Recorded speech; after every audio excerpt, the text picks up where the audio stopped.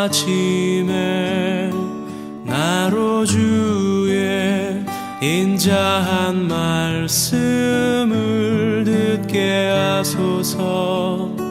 내가 주를 의뢰합니다. 나의 다닐 길을 인도하소서.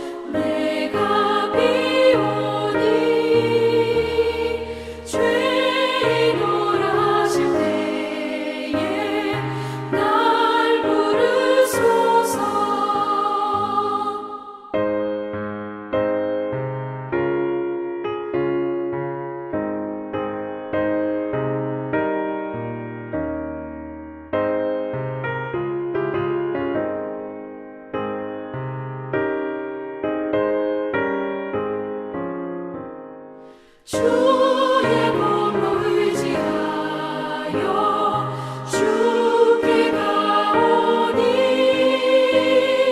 상한 마음을 고치시고 구원하소서. 주여 주여 내가 비오니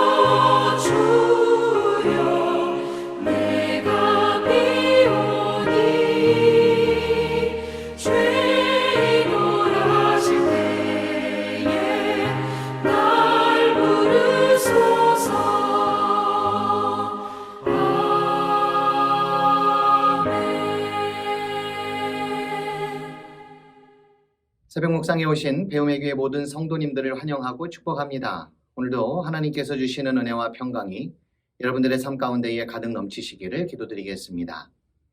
오늘 함께 나눌 하나님의 말씀은 출애굽기 25장 1절에서 9절까지의 말씀입니다. 여호와께서 모세에게 말씀하여 이르시되 이스라엘 자손에게 명령하여 내게 예물을 가져오라 하고 기쁜 마음으로 내는 자가 내게 바치는 모든 것을 너희는 받을지니라. 너희가 그들에게서 받을 예물은 이러하니 금과 은과 놋과 청색, 자색, 홍색 실과 가는 배실과 염소 털과 붉은 물들인 수량의 가죽과 해달의 가죽과 조각목과 등이와 관유에 드는 향료와 분향할 향을 만들 향품과 호마노며 에봇과 흉패에 물릴 보석이니 내가 그들 중에 거할 성소를 그들이 나를 위하여 짓되 무릇 내가 내게 보이는 모양대로 장막을 짓고 기구들도 그 모양을 따라 지을지니라. 오늘 본문은 성막을 만드는 데 있어 필요한 사항들과 어떻게 성막을 만들어야 하는지에 대한 일종의 매뉴얼이 나옵니다. 하나님께서는 이집트 바로의 손으로부터 이스라엘 백성들을 구해 주셨고 홍해바다를 건너게 하셨을 뿐만 아니라 광야에 이르기까지 길 따라 동행해 주셨던 하나님이셨습니다. 하지만 그 하나님께서는 본격적으로 이스라엘 백성들과 함께 사시기 위해서 당신이 거하실 처소를 마련하게 했습니다. 우리가 믿는 하나님은 무소부재하시고 편재하시는 하나님으로 굳이 성막이 필요하지 않을 것이라고 생각을 합니다. 왜냐하면 우리는 언제나 그러한 하나님을 만날 수 있기 때문에 그렇습니다. 하지만 출애굽 당시만 해도 이러한 이해가 그들에게는 없었던 것으로 보입니다. 오로지 모세를 통해서 만나 주셨고 또 말씀해 주실 뿐이었습니다.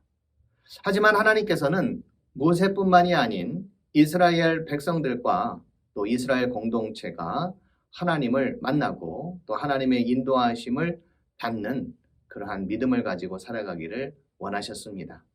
그러기 위해서는 하나님께서 이들과의 만남이 불가피했었던 것입니다. 하여 하나님께서는 성막을 통해 언제나 만나실 수 있도록 배려를 해 주었습니다. 우리 하나님은 바로 그러한 하나님이십니다. 우린 만나고 싶은 사람들만 만나고 만날 필요가 있는 사람들만 만나지만 하나님은 만남의 대상을 개인에서 공동체로, 공동체에서 온 땅과 열방으로 확장해 나가시는 분이십니다. 예수 그리스도를 이 땅에 보내심 역시 세월이 가고 세상은 변해도 하나님의 긍휼과 사랑은 만나 주심의 은혜를 통해서 여전히 우리 가운데에 있다라는 것을 보여준 귀한 사건이 아닐 수가 없습니다. 성막을 짓기 위해서는 물질이 필요했습니다. 오늘날 교회가 성전 건축을 무리하게 하느라 성도들의 고통을 가중시키는 일도 종종 일어나기는 하지만 성막을 짓는 데 있어 하나님께서는 모세에게 예물을 준비할 것을 명령하셨습니다. 바로의 손에서 정신없이 도망하느라 챙길 것이 없었을 텐데 하는 생각이 들기도 하고 하나님께서 요구하시는 예물의 수준이 보통이 아닌 것을 고려해 보면 과연 그러한 것들이 그들에게 있었을까? 과연 그러한 귀한 것들을 모을 수는 있었을까라는 생각을 해보게 됩니다. 그런데요, 성경에 보면 그와 같은 질문에 대한 대답이 나옵니다. 하나님께서 처음 모세를 부르실 때에 출애굽기 3장 21절과 21절을 통해서 이렇게 말씀하신 바가 있습니다. 나는 이집트 사람이 나의 백성에게 은혜를 베풀게 하여 너희가 떠날 때에 빈손으로 떠나지 않게 하겠다. 여인들은 각각 이웃에 살면서 자기 집에 함께 사는 이집트 여인들에게서 은부치와 금부치와 의복을 달라고 하여 그것으로 너희 아들 딸들을 치장하여라. 너희는 이렇게 이집트 사람의 물건을 빼앗아 가지고 떠나갈 것이다. 그러니까 이스라엘의 재산 형성은 바로 이때 이루어지게 되었음을 우리는 살펴볼 수가 있습니다. 성경은 이집트 사람이 이스라엘 백성에게 은혜와 긍휼을 베푼 것으로 나오지만 이는 필시 이스라엘 백성들을 구원하시기 위해 힘쓰시는 그 하나님께 대한 경외, 두려움이 그들 가운데에 있었음을 우리는 살펴볼 수가 있겠고요.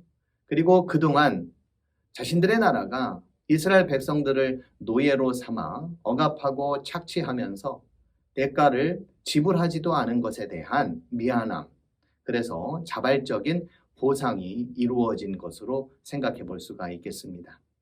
하나님 앞에서 떤다는 의미를 가진 퀘이커 교도들은 17세기 영국에서 벌어지고 있는 노예 제도에 대해서 반기를 들었던 그런 신앙인들이었습니다. 이들은 노예 해방을 위해서 앞장섰을 뿐만 아니라 노예가 해방된 이후에는 그들을 착취하고 억압했었던 그러한 행태들에 대해 보상해 줄 것을 요청했던 사람들이기도 했습니다. 이들은 하나님 앞에서 모든 인간들이 평등하다라는 것을 보여준 그러한 신앙의 삶이었던 것이죠. 출애굽 사건은 우리에게 어떤 의미를 부여해 주고 있다고 생각하십니까? 그것은 인간의 정신적, 육체적 혹은 물질적인 그러한 부분에 있어서 평등한 세상을 지향하고 계시는 하나님의 마음을 우리가 읽어볼 수가 있겠습니다.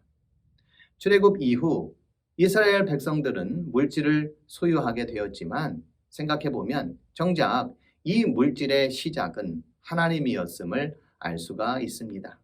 오늘날 우리는 물질 문명의 시대를 살고 있고 또 물질 만능의 시대를 살아가고 있습니다. 그래서 자칫 청지기적인 정신이 소홀해지고 또 쇠퇴해지는 그러한 삶을 살아갈 때가 참 많이 있죠. 그러나 오늘 말씀을 통해서 우리는 또 그런 생각을 해봅니다. 우리의 물질의 시작이 또 우리의 물질의 근원이 어디에서부터 비롯된 것일까라는 생각과 더불어 이 물질을 우리가 비록 소유하고 있지만 우리는 청지기적인 자세와 정신을 가지고 하나님께서 필요로 하실 때에 또 하나님의 영광을 위해서라면 언제든지 사용할 수 있는 그러한 물질이 되어야 함을 우리에게 말씀해 주고 있습니다.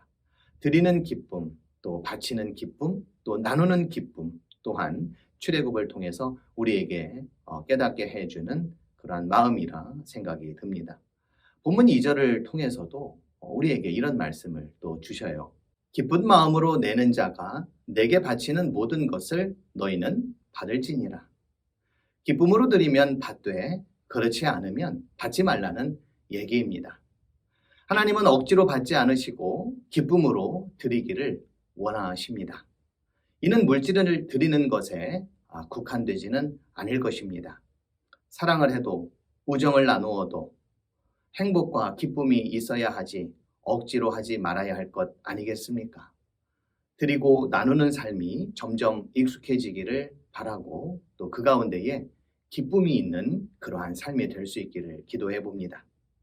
하나님께서는 모세에게 성막을 짓되 본인이 마련한 설계도대로 짓게 하셨습니다. 건물을 짓는 데 있어서 설계도는 당연 필요한 것이겠지만 그 옛날 설계도의 상세함 또 세밀함에 놀라지 않을 수가 없습니다. 출애굽기에서 성막의 중요성은 크다고 할 수 있겠는데요. 무려 13장에 걸쳐서 이 주제를 다루고 있습니다. 그런데 건축학자들은 재미있을런지는 모르지만 그렇지 않은 분들이 읽기에는 결코 짧지 않은 본문이기도 하거니와 성경 통독을 하는 데 있어서 이 부분은 위기의 장이기도 합니다. 하지만 주제는 분명합니다. 성막은 하나님께 대한 믿음과 순종이 담겨져 있고 여행의 안전과 보호의 의미가 담겨져 있을 뿐만 아니라 온 민족의 구심점으로서 성막이 얼마나 중요한 역할을 했는지를 우리에게 말씀해 주고 있고 이 모든 것을 종합해 보면 하나님께서는 이제 하늘이나 산에 있지 않으시고 사람이 발을 딛고 있는 이 땅에 내려와 함께 사시겠다라고 하는 그 결정이 바로 성막인 것입니다. 하나님이 거하시는 곳이니 응당 최고의 것으로 만들어야겠지만 그것은 형식적일 뿐입니다. 본질은 하나님이 이곳에 우리와 함께 하신다는 사실입니다. 어떤 학자는 이를 두고 하나님의 하산이라고 표현한 바가 있습니다. 모세가 더 이상 시내산에 등산할 필요가 없어졌다는 표현입니다. 하나님의 하산은 파격적인 결정이고 또 행동입니다. 당신의 백성들과 늘 함께 하겠다고 또 늘 함께 살겠다고 하니 얼마나 중요한 일이 아닐 수가 없습니다. 참 고마운 일이기도 하지요. 그런데 성막을 지으라고 내놓은 도면에 드려야 할 것도 많고 또 해야 할 일도 많고 그래서 피곤할 일이 도리어 많아진 것은 아닐까라는 그러한 생각을 하지 않을 수가 없습니다. 예전에는 모세만 고생하면 되었는데 이제는 영락없이 같이 고생하게 되었구나 라는 생각을 그들은 하지 않았을까 하는 생각도 해보게 됩니다. 성막 지시를 내리면서 곳곳에 등장하는 너는 산에서 보이는 양식대로 성막을 세울지니라 라고 하는 이 말씀이 모세뿐만 아니라 함께 이 성막을 짓고 있었던 이스라엘 백성들에게 얼마나 부담이 되었을까라는 생각 또한 해보게 됩니다. 그런데 모세는 하나님의 명령을 따라 그대로 순종합니다. 이를 돕는 이들도 등장을 하고요. 하나님이 내려오셔서 하라고 하시는 일이 힘들고 귀찮고 피곤하지만 그것이 하나님 좋으라고 또 하나님 또 멋지고 휘황찬란한 곳에서 떵떵거리면서 호사를 누리면서 살라고 하는 것이 아니지 않습니까? 하나님의 관심은 우리입니다. 이 일들을 통해 우리가 누릴 은혜, 기쁨, 또 하나님의 도우심, 하나님과의 만남이 이루어지는 곳이 우리에게 주어지니 그 행복의 몫은 바로 우리들 것입니다. 지금의 성막은 교회입니다. 그리고 가정입니다. 아울러 직장과 또 우리 자신이기도 합니다. 하나님께서 거하실 곳이 되는 그런 기쁨과 은혜가 넘치는 곳, 하나님의 그 성막이 바로 우리 가운데에 있음을 기억하면서 우리 각자의 삶뿐만 아니라 우리의 가정과 또 우리의 일터와 또 하나님의 귀한 교회와 또 이 나라와 민족과 열방 가운데에 하나님께서 거하시는 그러한 은혜롭고 또 기쁨이 되는 그러한 성전이 되기 위하여 오늘도 믿음으로 살아가시는 배움의 교회 모든 성도님들이 되시기를 주님의 이름으로 기도드리겠습니다. 성막을 짓게 하시는 하나님은 언제나 당신의 백성들과 함께하기를 원하시고 만나기를 원하시고 말씀하기를 원하시는 하나님이심을 우리는 분명히 믿습니다. 그 하나님께서는 지금도 우리 가운데에 함께 하셔서 만남과 또 말씀과 함께 하기를 원하시는 분이심을 우리는 또한 믿습니다. 우리 각자의 삶이, 우리의 가정이, 우리의 일터가 또 주님께서 세워주신 우리 배움의 교회뿐만 아니라 이 나라와 민족이 하나님이 거하시는 자리가 되도록 도와주시고 하나님이 말씀하시는 그러한 곳이 될 수 있도록 그리하여 그곳에서 믿음의 역사, 또 순종의 역사, 또 하나님께서 원하시는 일들을 아름답게 이루어가는 귀한 역사가 이루어지도록 주님 도와 주시옵소서. 오늘도 저희들의 삶과 사랑하는 가족들, 자녀들의 삶 가운데에 늘 함께하여 주시고 오늘도 일하는 일터 속에서 그리스도의 향기가 되는 복된 삶을 살아가는 배움의 교회 모든 성도님들이 되기를 간절히 소원하며 예수님의 이름으로 기도드립니다. 아멘.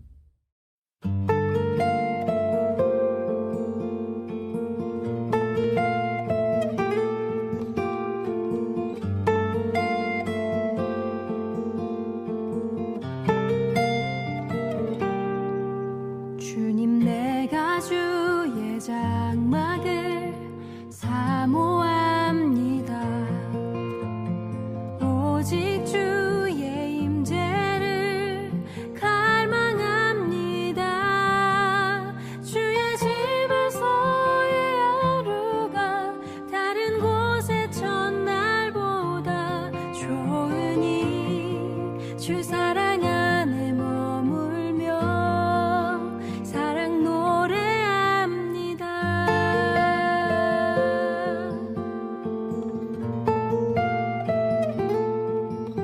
주님 내가 주의 장막을 사모합니다. 오직 주의 임재를 갈망합니다. 주의 집에서의 하루가 다른 곳의 첫날보다 좋으니 주 사랑